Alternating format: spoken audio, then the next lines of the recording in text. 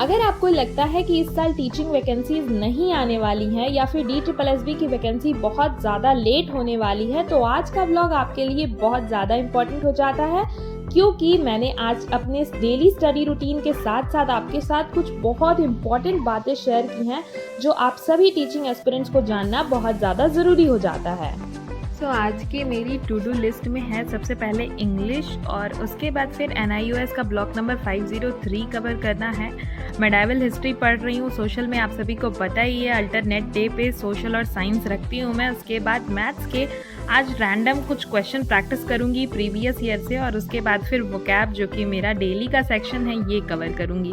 तो इतनी चीज़ें मेरी फर्स्ट प्रायोरिटी पे हैं। सो शुरू करते हैं अपना स्लॉट। अपने पहले स्लॉट में मैं अपनी टू डू लिस्ट का सबसे पहला यानी कि इंग्लिश वाला सेक्शन और NIOS का ब्लॉक नंबर 503, जिसमें कि आप सभी को पता ही होगा, अगर आपने 503 कवर कर लिया है तो उसमें लिटरेचर एंड लैंग्वेज वाला टॉपिक पूरा है। लैंग्वेज किस तरीके से हम क्लासरूम में लैंग्वेज वाले टॉपिक को बच्चों को पढ़ाते हैं, एंड स्पेशली LSRW जो आपका लिसनिंग, स्पीकिंग, रीडिंग, राइटिंग, ये क्या है और किस तरीके से बच्चों के एक एक स्किल पे काम करेंगे, एक एक स्किल को डेवलप करेंगे और डेवलप हो रहा है या नहीं, उसका असेसमेंट कैसे करना है, ये सारी चीज़ें और एडुकेशनल मटेरियल क्या है, इन सारी चीज़ों पे आपका ब्लॉक नंबर 503 में बात किया गया है।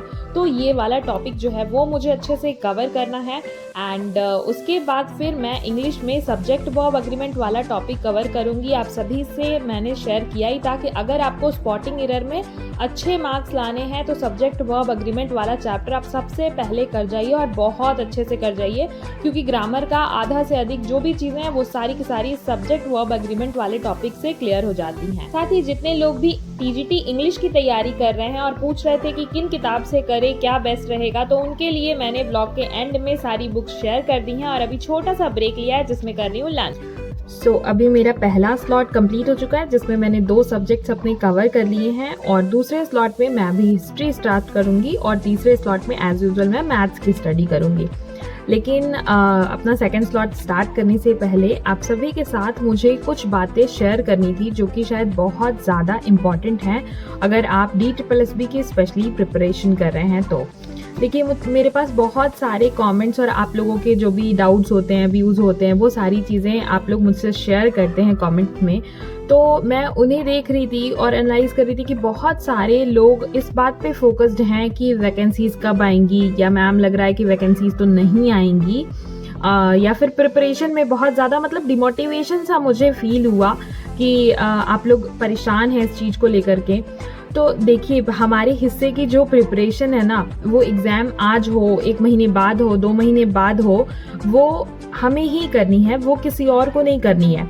और मैं ये बात समझती हूँ कि एग्ज़ाम डेट नहीं आता है या कोई इस तरीके की अपडेट नहीं आती है, KVS भी इस तरीके से हमें एग्ज़ाम इतना सारा चीज़ हुआ और इस तरीके से हरास किया, तो हमें डिमोटिवेशन आती है कहीं ना कहीं। KVS में इतना लग करके हमने प्रिपरेशन की, सारी चीज़ें की, और शायद मैक्सिमम लोग जो हैं वो 130 और 120 के बीच में मार्क्स जो है वो हमारे अटके हुए हैं। तो प्रिपरेशन इतनी अच्छी होने के बाद भी, एंड पता नहीं वो कौन से लोग हैं जो 160 170 नंबर जो है वो सुनने में आ रहा है कि ऐसे ऐसे मार्क्स ला रहे हैं। तो ये सारी चीज़ें होती हैं, लेकिन DSSB एक ऐसा एग्ज़ाम है जो आप खुद भी अगर अपनी प्रिपरेशन कर रहे हैं तो आप समझ पा रहे होंगे कि DSSB एग्ज़ाम जो है वो ईजी नहीं है ना। तो उसके लिए सबसे ज़्यादा ज़रूरी है कि एग्ज़ाम चाहे जब भी हो, लेकिन अगर आप प्रिपरेशन कर रहे हैं तो आपको ये समझना होगा कि एग्ज़ाम का लेवल क्या है। KVS से भी ऊपर लेवल है उसका। आप सभी को पता है कि सारे सब्जेक्ट्स जो है, मैथ है और जो भी सब्जेक्ट्स हैं, सबके लेवल KVS से कहीं ऊपर है। तो आप सबसे पहला फोकस जो है वो सिलेबस को कवर करने पे कीजिए अभी, क्योंकि अभी हमारे पास पूरा टाइम है। तो मुझे लगता है कि हमारा फोकस जो है वो सिलेबस को कवर करने पे होना चाहिए। सबसे इम्पॉर्टेंट बात मुझे यही करनी थी। एंड दूसरी बात कि बहुत सारे लोग सिलेबस को लेकर के कंफ्यूज्ड हैं कि कोर्स लें या फिर अपनी सेल्फ स्टडी से प्रिपरेशन करें। तो देखिए, प्रिपरेशन तो आपको हमेशा खुद से करनी पड़ेगी। बहुत सारे लोग जो कोर्स भी दे रहे हैं, कोई भी अपने कोर्स में जब आप कोर्स ले लेंगे और कोई टॉपिक उन्होंने नहीं कवर किया है उसमें, जैसे सपोज दैट किसी ने अपनी टॉपिक में NIOS नहीं कवर किया है, तो उन्होंने तो कह दिया कि आप PDF पढ़ लो या ये चीज़ें कर लो, पर आपको प्रिपरेशन एट द एंड सारी चीज़ें आपको खुद से ही करनी है। सेल्फ स्टडी, हमने कोर्स भी ले लिया तो उसको पढ़ना हमें खुद होगा, नोट्स हमें खुद बनानी होगी, हमारी खुद की नोट से ही हमें काम आएंगी, राइट।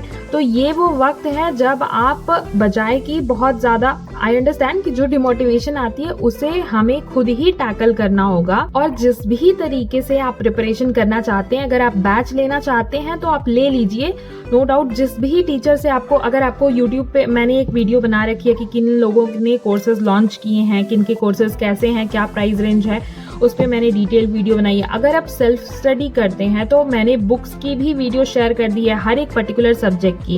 एंड अगर आप फ्री ऑफ कॉस्ट यूट्यूब से अपनी स्टडी करना चाहते हैं तो हर सब्जेक्ट की, जहाँ पे फुल क्लासेस अवेलेबल हैं हर टॉपिक के, वो चैनल्स मैंने आपके साथ में भी शेयर किए हैं। तो आप अपनी प्रिपरेशन स्टार्ट करें, अपनी नोट्स प्रिपेयर करना, अपने सिलेबस को कवर करना, ये इस समय सबसे ज़्यादा इम्पॉर्टेंट है। इस पे फोकस करें।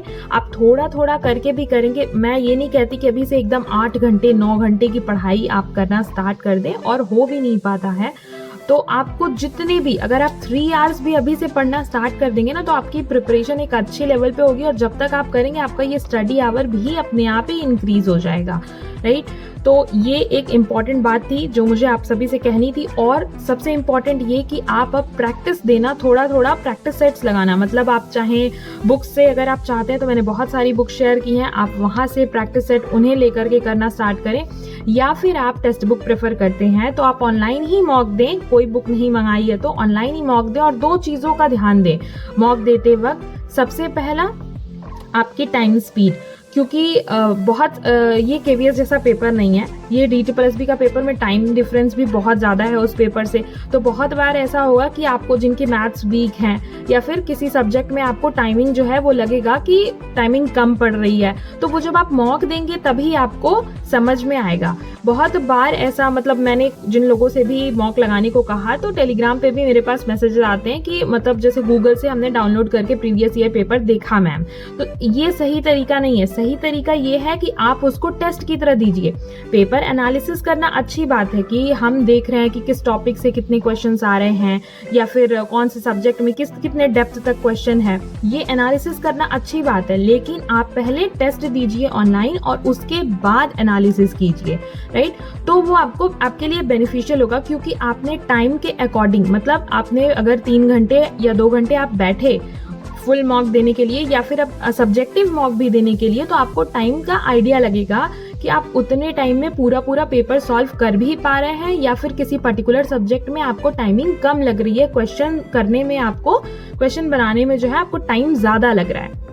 आपको सबसे पहला इसका ध्यान रखना है। एंड दूसरा सबसे इम्पॉर्टेंट कि DSSB के एग्जाम में निगेटिव मार्किंग होती है, और आपको कैसे, बहुत बार ऐसा होता है, ऑब्वियसली हम सब कितना भी मतलब तेज बच्चा हो, लेकिन ऑप्शंस को देख के सभी कंफ्यूज होते हैं। कुछ क्वेश्चंस ऐसे होते हैं जो हमें डायरेक्टली आते हैं, हम तुरंत टिक कर देते हैं, लेकिन बहुत सारे क्वेश्चंस ऐसे होते हैं जिनको देख करके ऑप्शंस में हम कंफ्यूज हो जाते हैं। सभी के साथ ये कॉमन होता है। तो अपना एफिशिएंसी ऐसा बनाना है कि हम गलत क्वेश्चन को टिक ना कर दें। हम निगेटिव मार्किंग से कैसे बचेंगे, तभी होगा जब हम प्रैक्टिस करेंगे।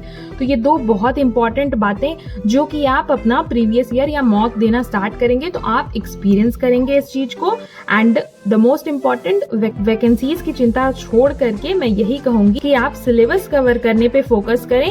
एंड आपका जो भी, चाहे आप कोर्स लेना चाहते हैं, सेल्फ स्टडी से करना चाहते हैं, जहां से भी करना चाहते हैं, धीरे धीरे अपनी नोट्स बनाना प्रिपेयर करें, सिलेबस जो है वो कवर करना स्टार्ट करें। एग्जाम चाहे जब भी हो, बाकी जैसी भी अपडेट आएगी definitely I will share with you. और कोई भी आपका डाउट हो तो उसे कमेंट सेक्शन में जरूर पूछें। टेलीग्राम ज्वाइन करें, वहां पे मैं डिस्कशन ग्रुप है, ऐसा नहीं है कि आप लोगों के जो मैसेजेस हैं वो म्यूट हैं, तो आप भी अपनी बातें शेयर कर सकते हैं एंड हम साथ में मिलके प्रिपरेशन स्टार्ट कर सकते हैं। मैं अभी स्टार्ट करती हूँ अपना सेकेंड स्लॉट। ये कुछ इंपॉर्टेंट बातें थी जो मुझे आप सभी के साथ में शेयर करनी। तो फटाफट स्टार्ट किया मैंने टाइमर और शुरू किया अपना सेकंड स्लॉट। और मैं उम्मीद करती हूँ कि आपको कहीं ना कहीं मेरे व्लॉग्स, जो भी मैं इंफॉर्मेटिव वीडियो शेयर करती हूँ या फिर जो मैं अपने डेली व्लॉग शेयर करती हूँ, वो आपको मोटिवेट करते हों, इंस्पायर करते हों और आपके लिए हेल्पफुल हों।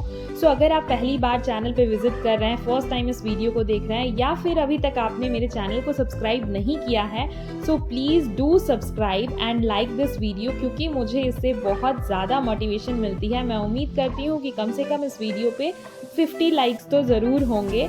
एंड आज के सेकंड स्लॉट में मैं पढ़ रही हूँ हिस्ट्री में, मेडाइवल हिस्ट्री का मेरा टॉपिक चल रहा है। जीएस पोर्शन आप सभी को पता ही है कि मैं कैसे कवर कर रही हूँ। अल्टरनेट डे पे सोशल और साइंस कवर करती हूँ, वीक में एक दिन में करंट अफेयर वाला पोर्शन जो है वो कवर करती हूँ। और आज आप सभी के साथ में मैं कुछ स्कीम भी पढ़ रही थी, तो मैं टेलीग्राम पे जो स्कीम्स होती हैं वो सारी की सारी उसका एक पीडीएफ जो है वो मैं शेयर कर दूंगी आप सभी के साथ में। और अभी मैं अपना सेकंड स्लॉट मैं फिनिश करूंगी और उसके बाद फिर मैंने शुरू किया आज का अपना थर्ड स्लॉट। और आज के तीसरे स्लॉट में मैं मैथ्स के रैंडम क्वेश्चंस लगा रही हूँ। मतलब मैथ्स तो वैसे तो मैं टाइम एंड वर्क वाला क्वेश्चन कर रही थी, मतलब लेक्चर अटेंड कर रही थी और उसके क्वेश्चंस लगा रही थी, लेकिन अभी मैं आज रेशियो एंड प्रोपोर्शन का बिना पढ़े ऐसे ही बस प्रीवियस ईयर के क्वेश्चंस लगा रही हूँ कि मैं कितना कर पा रही हूँ, क्योंकि अगला टॉपिक मेरा वही है। तो खुद से मैं जानना चाहती हूँ कि मेरी नॉलेज कितनी है। अब बात कर लेते हैं जो लोग भी इंग्लिश की प्रिपरेशन कर रहे हैं, टीजीटी इंग्लिश, और वो लोग बुक्स पूछ रहे थे। इंग्लिश में आपके दो पोर्शन होते हैं, एक लिटरेचर वाला और एक ग्रामर वाला। तो लिटरेचर वाले पोर्शन के लिए सबसे पहले आप रंजीत सिंह की success in your hand book आती है, वो ले सकते हैं। बहुत अच्छी बुक है, प्रैक्टिस सीट भी अवेलेबल है उसमें। या फिर उसके अलावा सुधीर के अरोड़ा की भी किताब आती है, प्रकाश पब्लिकेशन की है, वो भी ले सकते हैं आप। उसमें भी लाइन बाय लाइन बहुत अच्छे से दिया हुआ है, उसको बहुत अच्छे से समझ सकते हैं आप। इसके बाद ग्रामर वाले पोर्शन की बात करूँ तो एसपी बख्शी या फिर रेन एंड मार्टिन, दोनों किताबें बेस्ट हैं। जो आपको बेस्ट लगे या आपके पास जो अवेलेबल हो उससे आप कर सकते हैं प्रैक्टिस। एंड अगर आपको जो प्रैक्टिस है प्रीवियस ईयर पेपर की बात करूँ, पीवाईक्यूज के लिए आप घटना चक्र की या फिर यूथ कंपटीशन की किताब ले सकते हैं। सो ये तो था टीजीटी इंग्लिश के जो लोग भी प्रिपरेशन कर रहे हैं उनके लिए कुछ बुक्स। एंड साथ ही आप यूट्यूब से जो भी आपके ऑथर्स की शॉर्ट समरी जो है वो जरूर प्रिपेयर करें। और अगर आज का ब्लॉग पसंद आया हो, so don't forget to like, share and subscribe my channel. Take care, मिलते हैं कल के ब्लॉग में।